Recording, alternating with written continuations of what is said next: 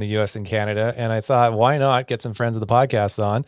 But not only that, got surprised with a whole bunch of friends of the podcast from Yakima. So let's go there now, live from Yakima. It is the whole entire hops industry, everybody. How's it going? How's it going? Cheers. Cheers. Yeah, I'm almost empty. I need to top up, but hey, good to see you guys. So let's go around the table. Let's start from the Seahawks hoodie there and go around the table. Who's joining us today? My name's Kyle. I work with a company called Downhauer Manufacturing, and we build machinery that harvests hops. And we've been doing it since 1940. I've been there for 5 years, and it's taken me some cool places. Yakima, Australia, New Zealand. Sweet. Boise. Germany. Got to meet these great guys here, so It's been awesome. Jeff Perkins, founder and part owner of Yakima Valley Hops. We sell hops to homebrewers around the world and also craft breweries. We just recently had a partnership with Barth House Group, and very excited to be a part of the craft beer industry. Eric Demeray. I'm with CLS Farms. I'm the owner, along with my wife Shelly, and we're fourth generation hop growers. So we supply these guys with great hops, and we use Kyle over here to pick our hops, and so that's our story. I'm Matt Hollingberry with Hollingberry & Son. I'm a fourth generation hop dealer, broker. My family's been at it since the 40s. We do everything but grow the hops. We work with a handful of growers throughout the valley, with the U.S. and world, and we distribute hops throughout the U.S., Canada, and pretty much every other continent except for Antarctica. All right. Not a lot of beer making going on in Antarctica, is there? Yeah. There's some homebrew down there. Yeah, who's going to be the first brewery there? What, in Antarctica? Yeah. Or all right. It's our one missing continent. Or none of it. There is homebrew down there. There's like 2 scientists that do homebrew. Okay. They post about it. All right, nice. All right, I'm gonna have to follow them. I'll listen. All right, so what's everybody drinking at the moment? Let's start with the simple questions there. I've got this Pilsner here. From Half Acre in Chicago. These guys gave it to me. It's a good one. IPA is very good. The Pilsner is good as well. Yeah, I'm drinking the Half Acre. We don't have the biggest beer selection right now because this is so impromptu, but I'm also drinking Half Acre, their pale ale.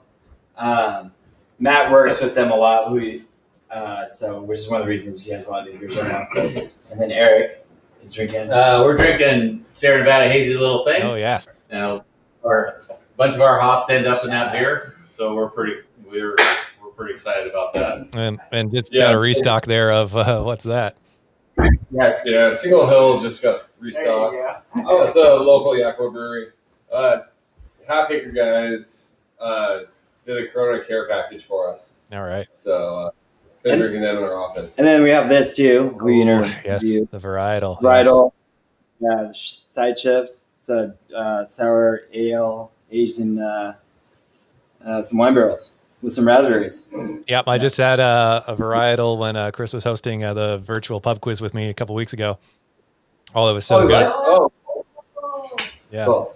I had the one that was the mango, blackberry, and raspberry that was aged in wine barrels was the Gold Wave. Like, yeah, that was really nice. But I'm out of beer here. I was drinking the beer that I brewed locally with friends of the podcast, Altitude Brewing. It's the Icelandic Sour that we brewed together.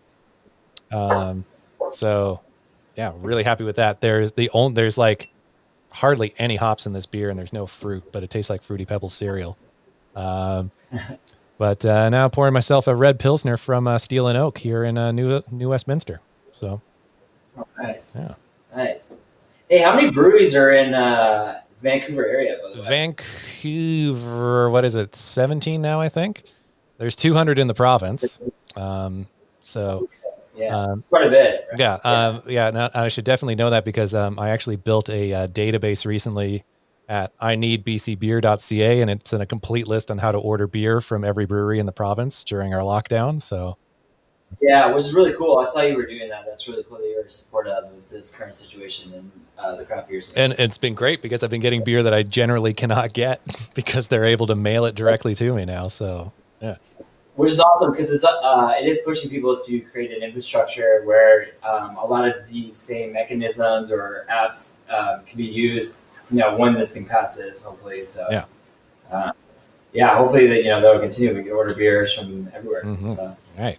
brews are So here we go. It's National Beer Day, and I mean you can't have beer without hops. Well, I mean some you can, but they're not as good.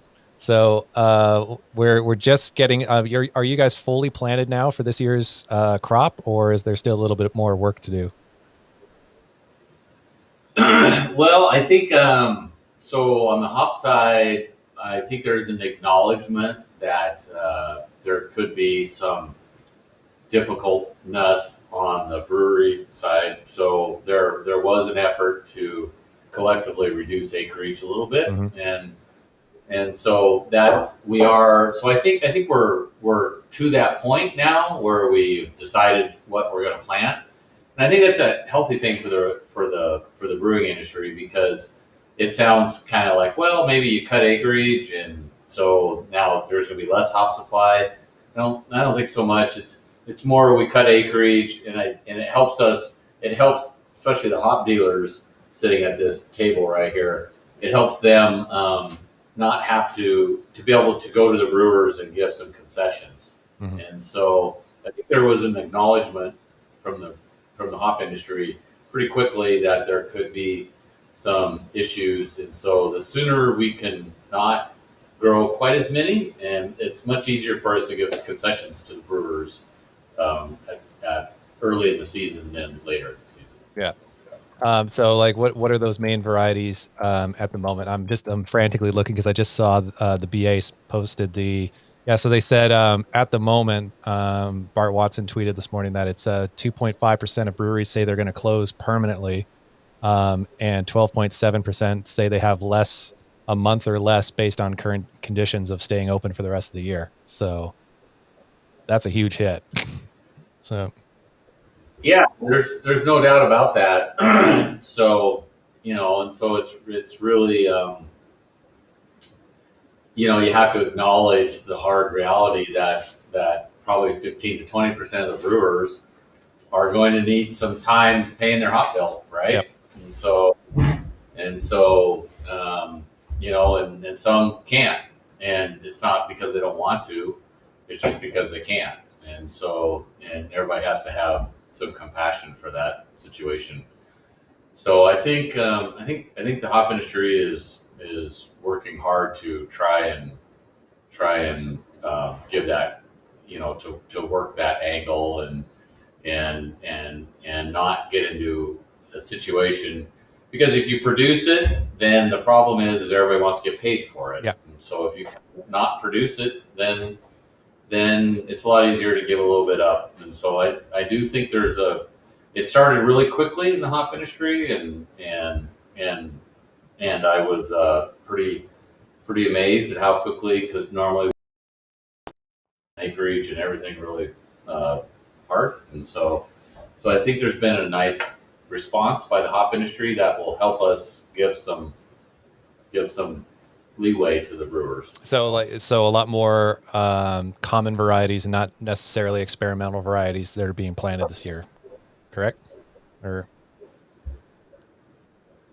well, I don't know. It'd be interesting to see how it all plays out. I mean, there's been this rationalization, at the SKU level of certain beers and certain beer styles, and I do think there's going to be some rationalization at the hop variety level, and so new hop varieties, really ultra new hop varieties, could hit a little bit of a headwind. Mm-hmm. So I think that could happen. Okay. Well, on a more positive note, then, So I went out and visited your facility, the Weenass facility last year. So that was your first harvest, correct? When I was out there. That was our third. Okay. And Yeah. and then what other facilities do you guys look after? We have a facility in Moxie as well, Mhm. and so we're a little bit lucky in our world with El Dorado because El Dorado is a fast growing variety that probably is still coming off a very small acreage base, Mhm. and so even in it, and it provides a lot of value to craft brewers. It's high alpha, it's high yield, it's priced reasonably, and so we're seeing a decent level of uptake, even given the current situation of El Dorado. But the flip side is we grow lots of acres of Citra and Mosaic and all Centennial as well, and all those varieties. We've had to accommodate buyers and reduce volumes, and so no one's really getting out of this without a little bit of a hit. So What varieties are you seeing used a lot up in Canada? Citra for sure. Yeah. Galaxy's kind of fallen out of fashion a little bit, I believe, because it was difficult to get up here. But yeah, definitely a lot of Citra. Topaz, surprisingly, for some breweries, and Saz as well. mhm. But yeah, I mean, apart from that, I mean, a lot of people keep their hops a secret from me. So And it's following the same beer trends as the U.S. I mean, you're seeing a lot of hazies or New England IPA styles. the hazies aren't as crazy as they were like a year or so ago. People have definitely dialed that back. I'm kind of seeing a trend towards more of core beers again, like a solid West Coast Pale Ale, West Coast IPA, which I'm really happy about. I really love those beers. And then now, given that production's gone way down, I've talked to a few breweries and said, "Hey, are you guys just going to chuck a lager in a tank since it's going to be sitting for a while?" And a lot of them actually are. So hopefully, there's going to be some really good lagers that are going to come out here. So. Actually, that's not a bad idea. I kind of like that. Yeah, because there's a couple breweries that have one or two tanks that are just going to be empty because they don't need to produce that amount of volume at the moment. So it's like, yeah, why not? I mean, this is your chance to just let a lager sit and do its thing. So I wish craft breweries would do more lagers, to be honest with you. Oh yeah. Yeah, absolutely. I mean, it's counterintuitive. It's a love-hate relationship where yeah. the hopping rate's only like 2 times different or 20 times different. Mhm. You need like a quarter of a pound per barrel for a nice lager, and you need like 2 pounds per barrel for a nice IPA. But from a macro perspective, though, to convert more people into craft beer, right? Like that drink lagers in general, I think it has to start there, right? And then hopefully that'll be a gateway to more West Coast IPA, hoppier beers, essentially. Yeah. I think hard seltzers. Anyway. No, let's not talk about hard seltzer.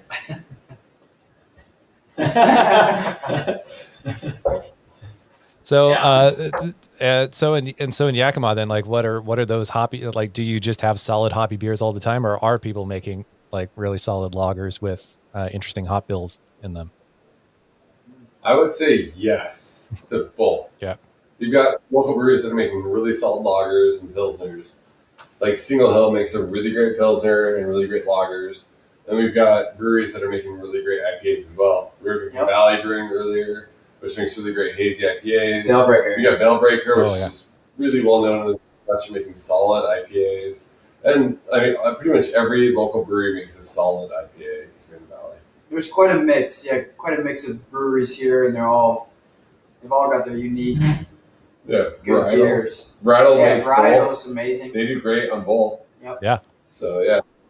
I mean, I think if you can't make a good hoppy IPA in the Yakima Valley, I think you wouldn't last long anyway, right? So. Yeah, I think a lot of there's like 3 or 4 breweries that have hops in their names for sure. I mean, there's the hop industry has had a huge influence on the growth of craft beer industry here. Yeah, for sure. But the demographic of drinker here there's like a big schism in the demographic of drinker. There are people that really love hoppy IPAs and everything else, and then there's like half the population that loves light beer. Yeah, I don't know if we're the cutting edge. No. Tip of the spear. No, we're not. Beer drinking around here. No, it's either hoppy or it's light, and so Yeah. most breweries make both, and they try to do a really good job of both. Right. The value of Yakima, right, is that these breweries are surrounded by, farms like CLS, and actually experiencing having a beer, while, be amongst the hops. I mean, I think there's something romantic about that. So. And so, in terms of, like we were talking about this because we were on Instagram Live earlier too. So, in terms of the amount that the Yakima Valley produces, because Yakima is known for its hops, like what is the size compared to the other produce industries that are in the valley? We had a good debate about this, but let's see if we. Yeah, I mean, we're in the top 3 to 5, I guess. I mean, I don't know if we know that number sitting here, but I think it's accurate to say we're in the top 3. Say 5. Yeah. 3 to 5. Mm-hmm. How about this question? We're in the top 10 for sure. How many hop growers grow other, grow other things? The other commodities in Yakima are compromised right now. So apples are compromised price wise.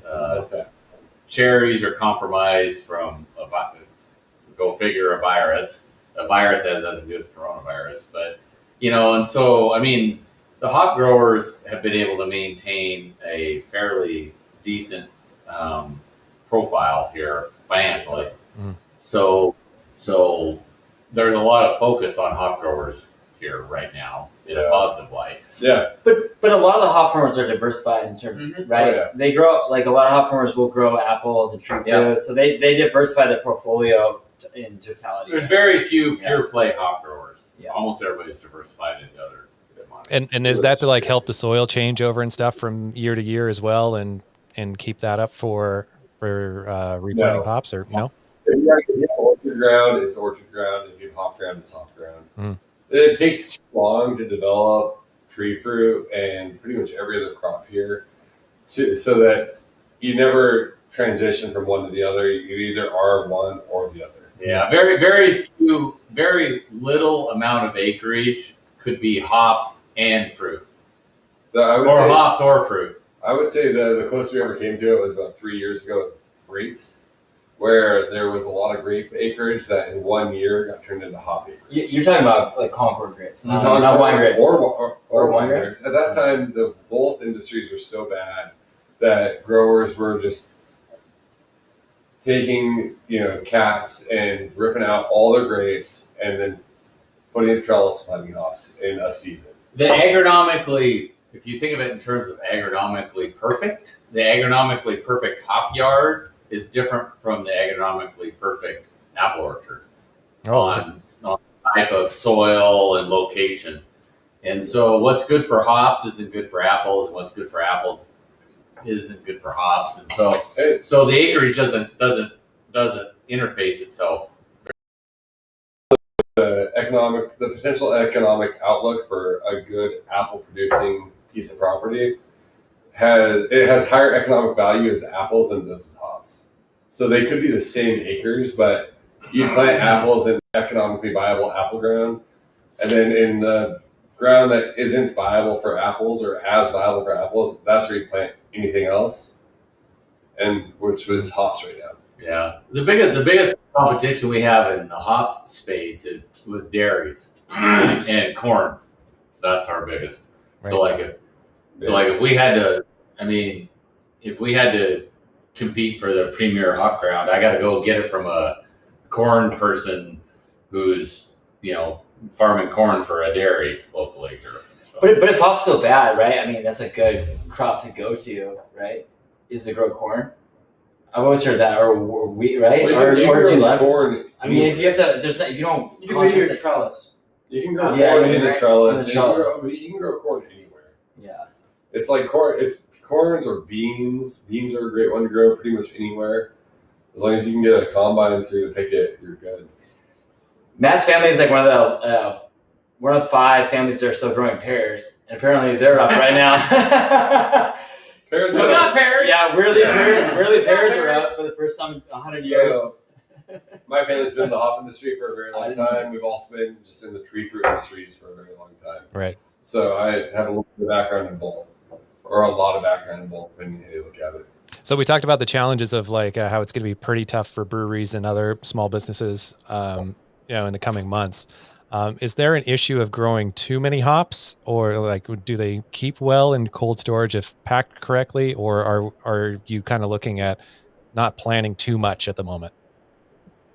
So I'll say this: so like when we're talking about the adjustments that people are making to the 2020 crop to this year's fall crop, they're making reductions to account for the lack of usage in 2019 in the 2020 calendar year.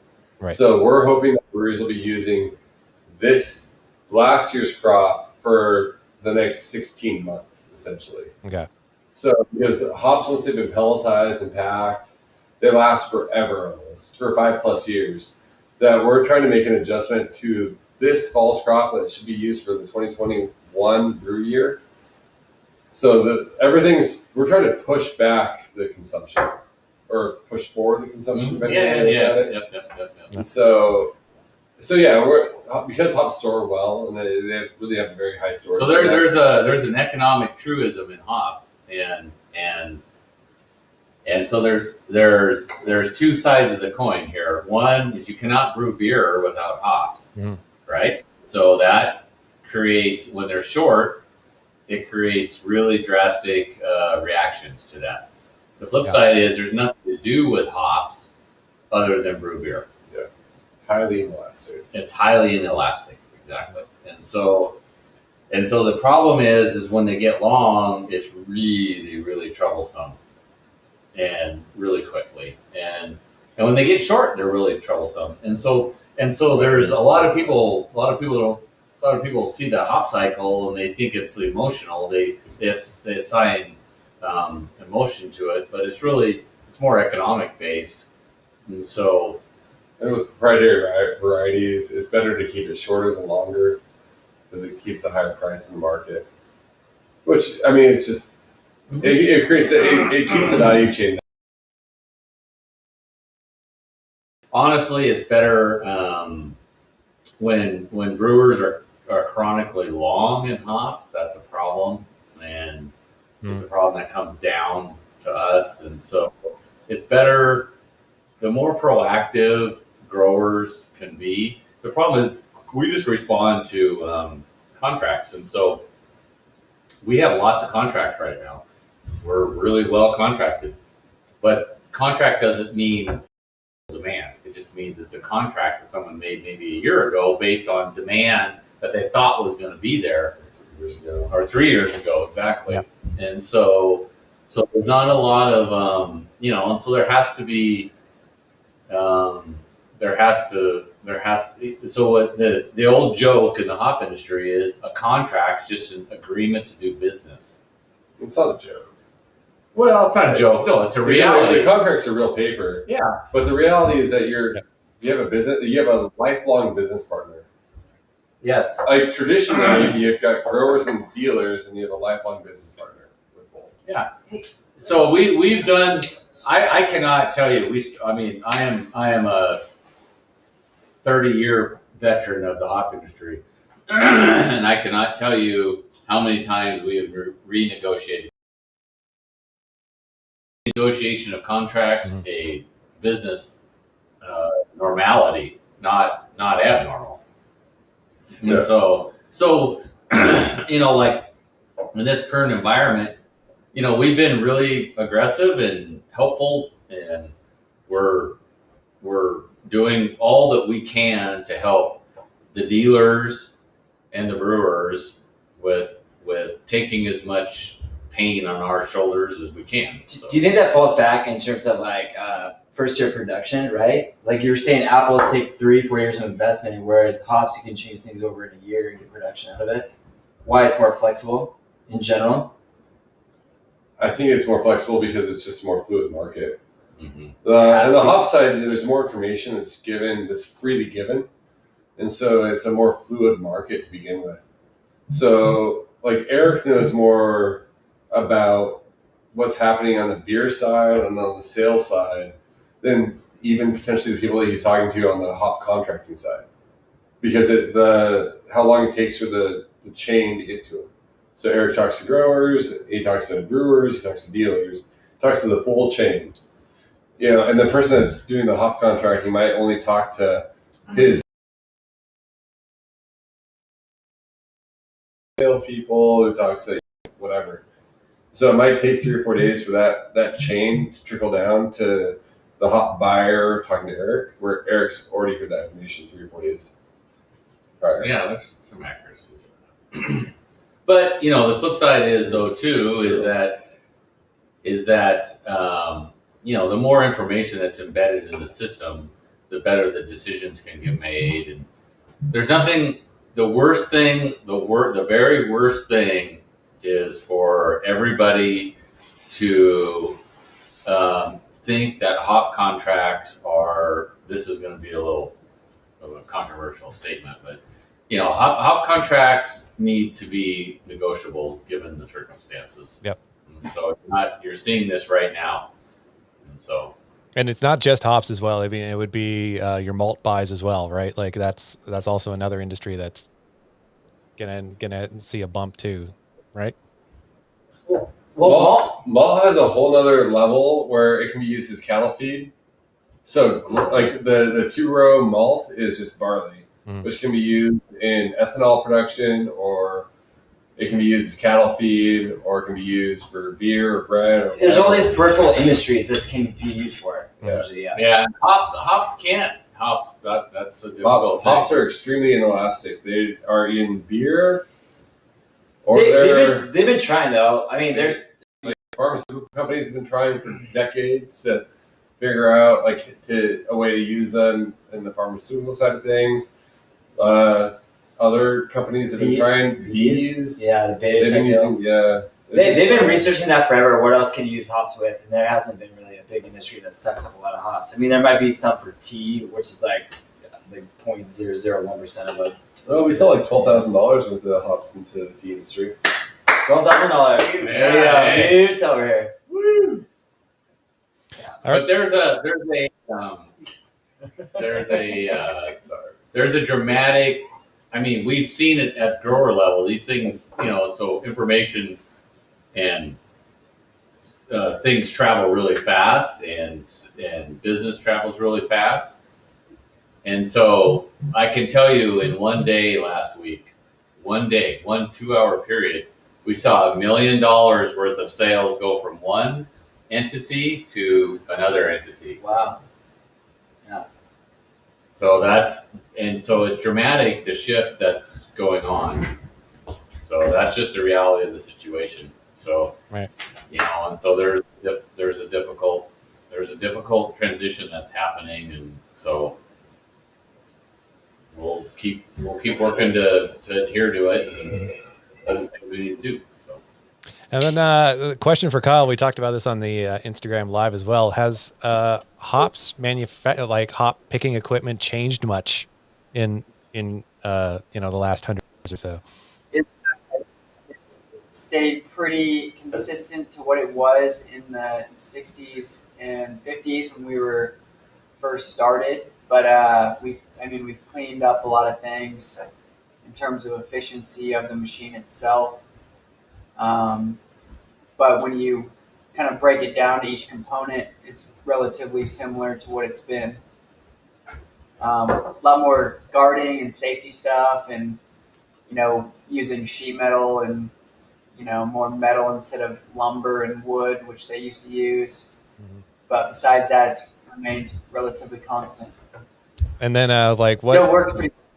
Yeah, and what's the major differences between the different varieties of hops as well? Like are there some that are tougher for the machine than others?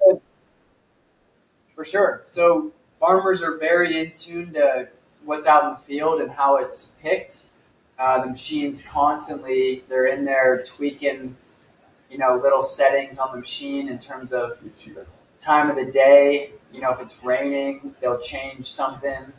speed something up, how leafy it is, what the cones are like. The cones are, you know, a little bit more square or something. They won't roll back as well, so they'll change something.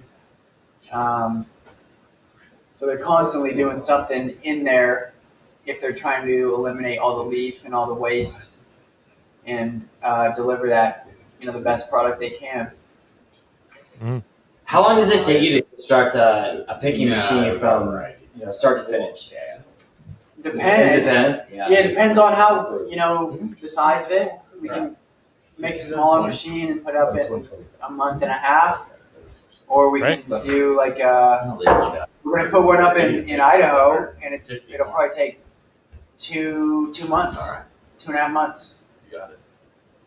So it varies. And Yeah, is that like a brand new build as well, or is it like modifying something that's already there?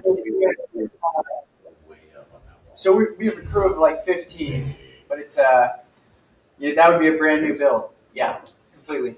You know, it'd be really cool to do a documentary on actually picking, building a hop picker and that whole side of it, really, because there's only really 2 companies that do it. Yeah, it's so niche. So I have a comment here on the live stream from Nate Jackson saying, Kyle, so you say it's going to take 2 months, huh? So. Is that what he said? Yep. Guys, you are really watching. That's not the Idaho farm he's talking about. Yeah. Different Idaho farm. Sorry, Nate. Yeah, Busted! Gold dust. It's not like he doesn't know it. It's about right. Yep. That's about right.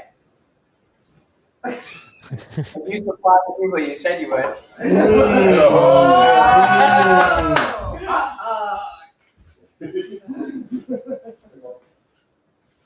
Yep. Well, if anybody's just joining the live stream now, we have quite the lineup of guests here. So check your questions in the chat wherever you're watching, and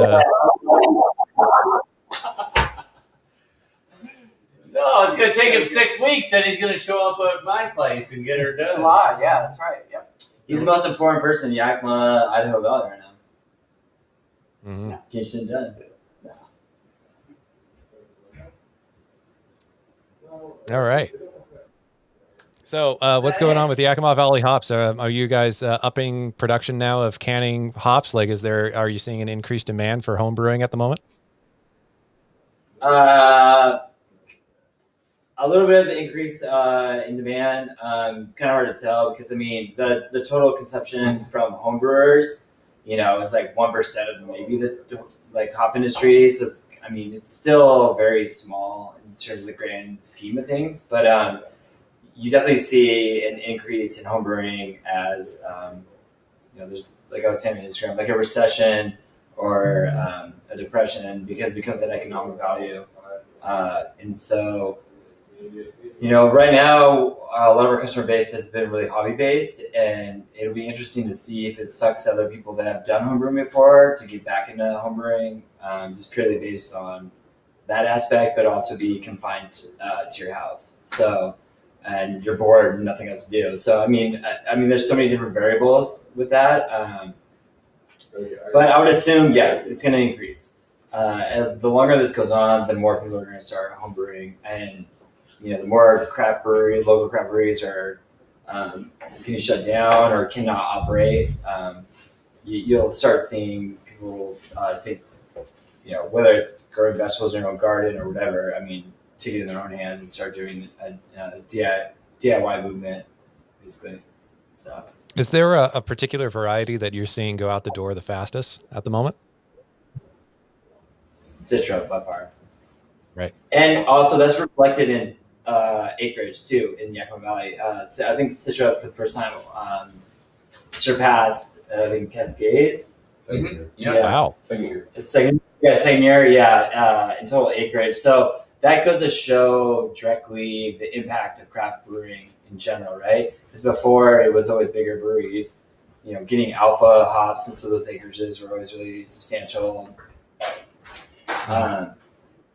So now you're seeing this whole flip of varieties, which that's probably it is troublesome on the farm to the merchant level. It's like this constant change of varieties, I think, but it's also exciting in the sense of, there is this other market that is growing rapidly, and they really care about the quality. They care about the farms. I mean, they come out. I mean, it's the craft beer scene.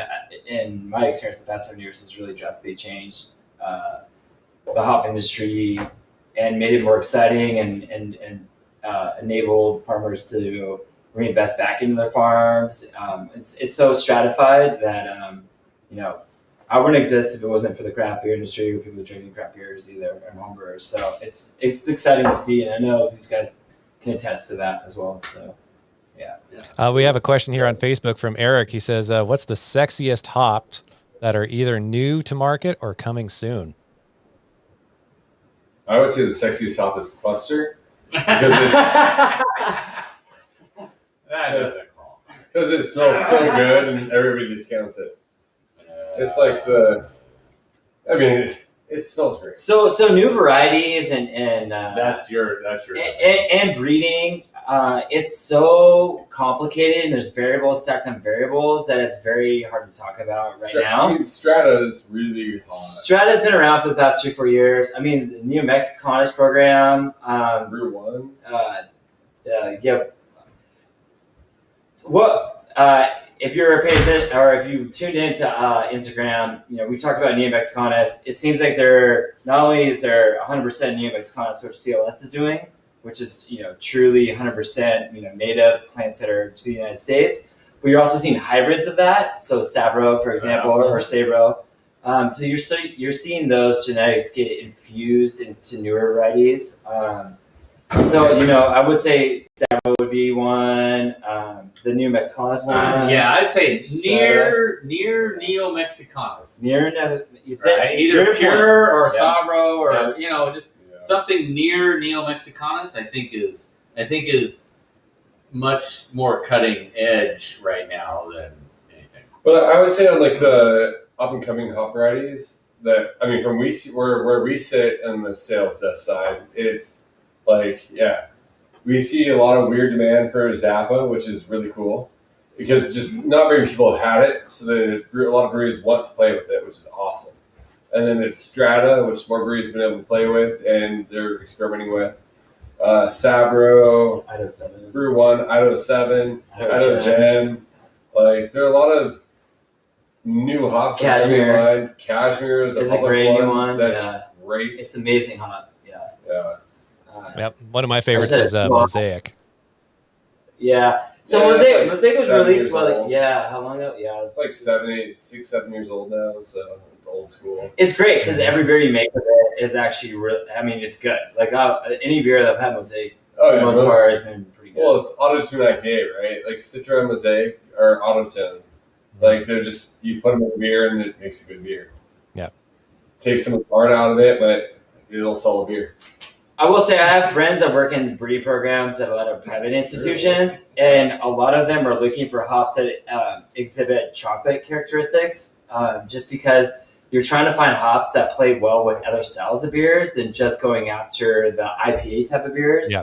And so, the chocolate thing's been there's been a very big push to find those characteristics in hops, which has not been proven true yet, but it's a neat concept, but the struggle honestly is like why the HBC program released Laurel 4 or 5 years ago, and Laurel was essentially a new sauce, so it was supposed to be a Pilsner style hop, and it's a great hop. It makes a phenomenal light beer, but just the hopping rate that those beers demand means that the demand is really hard. It's really easy to fulfill the demand.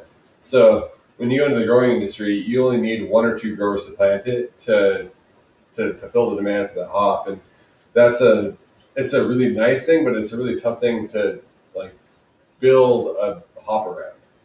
It's really nice when you have Citra or Mosaic style hops where you make these big, beautiful beers where you want to use more and more of them in that beer style, instead of less and less of them. So, And what's one of the like most like underrated hops you think that's grown in the valley? Centennial at this point. Really? Yeah, Absolutely, Centennial. Centennial Cascade. I'd say Centennial just because I'm playing my own book here, so I'm gonna say that I'm a large Centennial grower, so I'm gonna caveat that. But what I can say is that Centennial overseas, Centennial can make really good West Coast IPAs. It can. It's got, yeah, they both got that oomph in them, and so like when you're looking overseas, I mean, yeah, it's difficult overseas to get a Citra or Mosaic or Eldorado or whatever, and they're expensive. But those varieties are cheaper and they're readily available, and you can make really. I mean, look at Bell's with Two Hearted Ale, and so that's the number one beer in the United States still to this moment with Centennial. So you can make really, really, really, really, really good West Coast IPAs with Centennial. So we kind of think that one's underrated, but all caveats aside, we grow a lot of Centennial. So we're playing our book a little bit there. I would say that. Yeah. Also, Comet and Cashmere are both really underrated as well. A lot of breweries used Cashmere 5 years ago when the attention to detail to the growing side wasn't quite there, and a lot of the Cashmere that produced in was subpar because of the picking window that they were picking it in.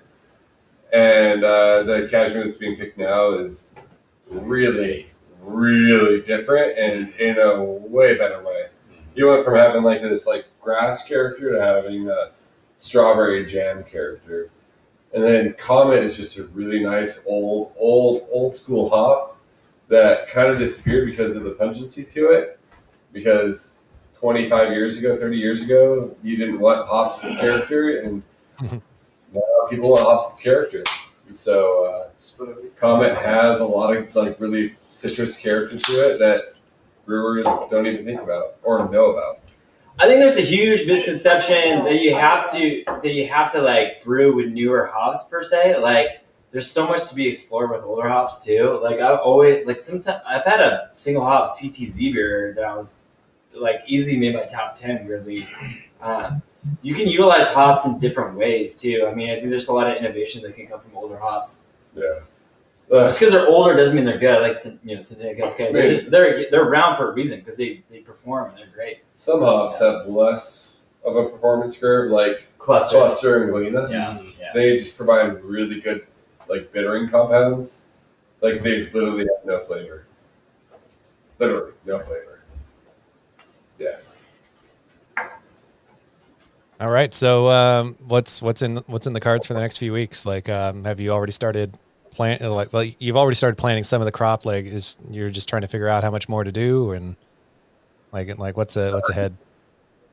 Well, I mean, I'll give it from a hop grower perspective because I'm at the ground floor, obviously. So we've adjusted volumes for a lot of different people, and we're going to grow a little bit less than what we anticipated, and that's fine. That's cool. So I mean, we don't,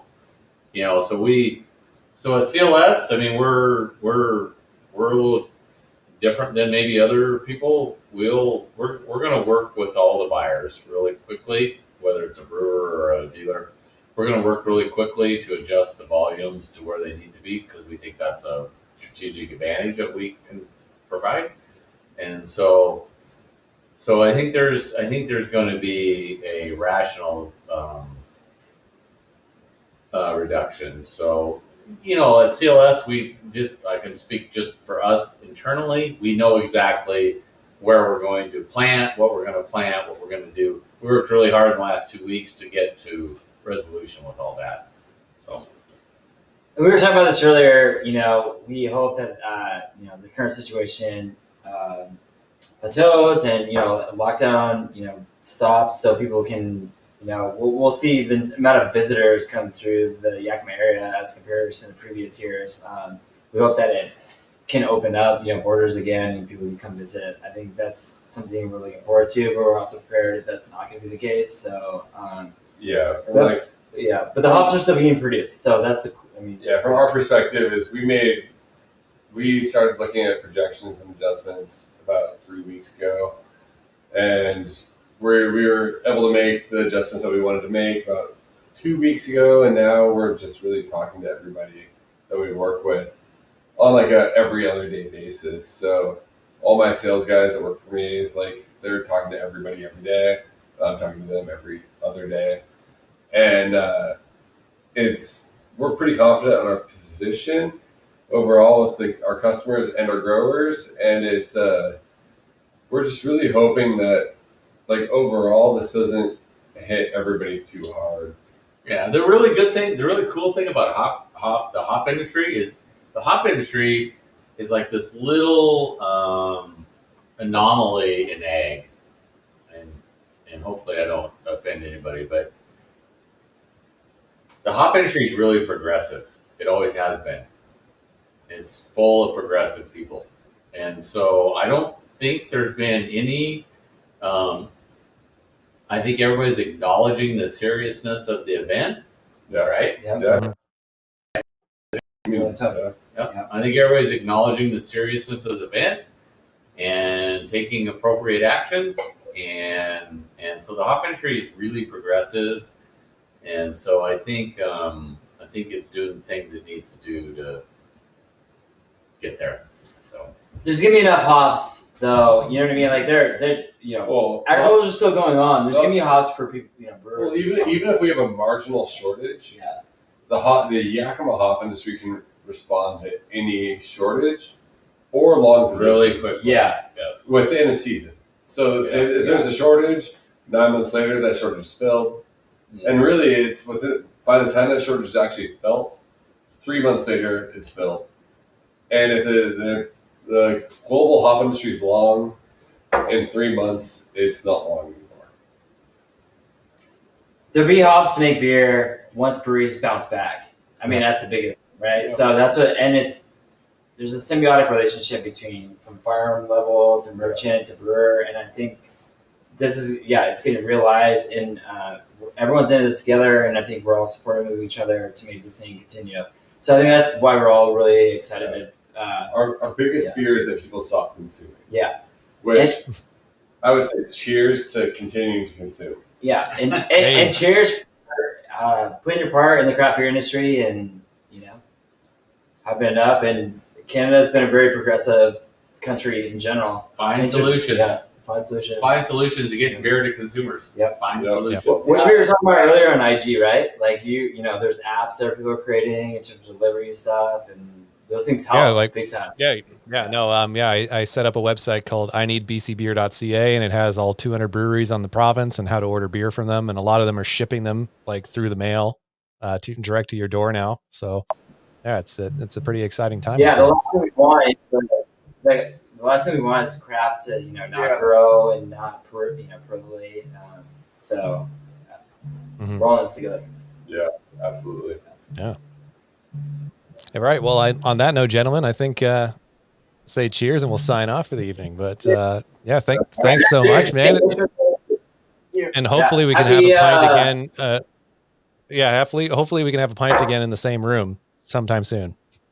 Yeah, let's do it 45 days from now and see where we sit. Or just 2 weeks from now. Well, I mean that is if they open the border again and I can come down. So yeah. You have plenty of opportunity for more podcasts. We got lots of opportunity for podcasts. Yeah, lots of opportunity for podcasts too. Yeah. All right, gentlemen. We appreciate it.